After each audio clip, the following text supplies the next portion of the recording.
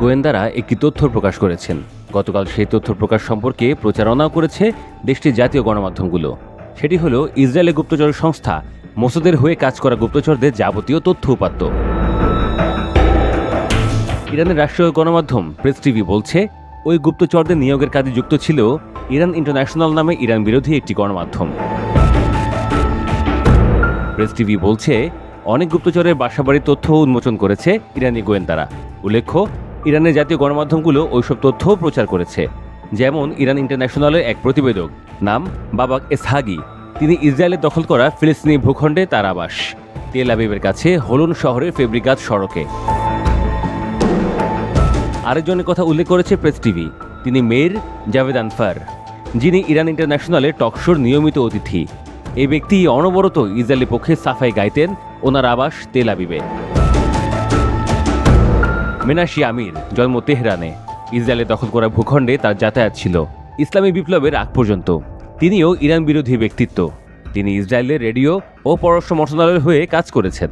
ইরানি বংশোদ্ভূত কামাল পেন হাসি, যার আবাসও হলন, তিনি ইসরায়েলি সামরিক বাহিনীর মুখপাত্র। তিনিও ইরানের বিরুদ্ধে মোসাদের হয়ে কাজ করতেন বলে প্রচারিত হয়েছে।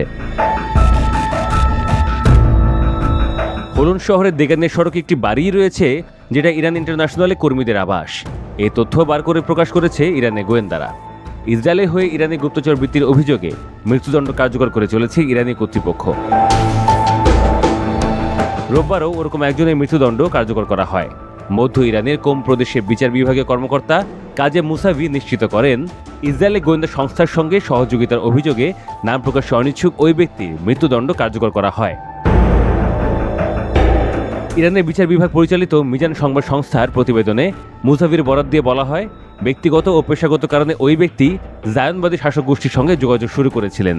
তিনি মোসাদ কর্মকর্তাদের সঙ্গে বৈঠক করেন এবং গোয়েন্দা কার্যক্রমে সহযোগিতা করেন।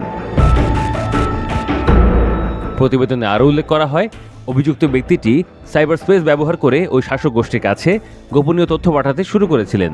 তবে দেশের গোয়েন্দা ও বিচার বিভাগীয় ব্যবস্থা দ্রুত পদক্ষেপের মাধ্যমে তাকে শনাক্ত করা হয় এবং সংবেদনশীল তথ্য ফাঁস রোধ করা সম্ভব হয়। গত মাসের শেষেও ইসরায়েলের হয়ে কাজ করা এক শীর্ষ গুপ্তচরের মৃত্যুদণ্ড কার্যকর করে ইরান। বাহমান চৌবি নামের ওই ব্যক্তিকে ফাঁসির মাধ্যমে মৃত্যুদণ্ড কার্যকর করা হয়। ইরানের বিচার বিভাগের ওয়েবসাইট মিজান অনলাইন থেকে এ তথ্য জানা যায়।